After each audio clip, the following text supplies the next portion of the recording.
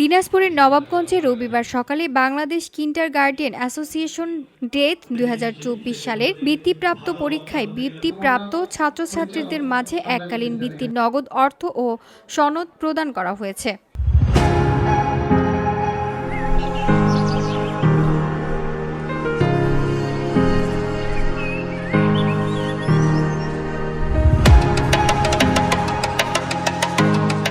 উপজেলা পরিষদ মিলনায়তনে বৃত্তি প্রদান অনুষ্ঠানে সভাপতিত্ব করেন সানরাইজ বিদ্যানিকেতনের সভাপতি ও উপজেলা নির্বাহী কর্মকর্তা মোহাম্মদ জিলুর রহমান। সানরাইজ বিদ্যানিকেতনের সহকারী শিক্ষক সুফিয়া বেগম লিপির সঞ্চালনায় অনুষ্ঠানে উপস্থিত ছিলেন সানরাইজ বিদ্যানিকেতন পরিচালক মোহাম্মদ আব্দুল মোন্নাফ, সহকারী শিক্ষক মোহাম্মদ শহীদুল ইসলাম ও বিদ্যানিকেতনের সদস্য ও নবাবগঞ্জ প্রেস ক্লাবের সাধারণ সম্পাদক মোহাম্মদ হাফিজুর রহমান মিলন।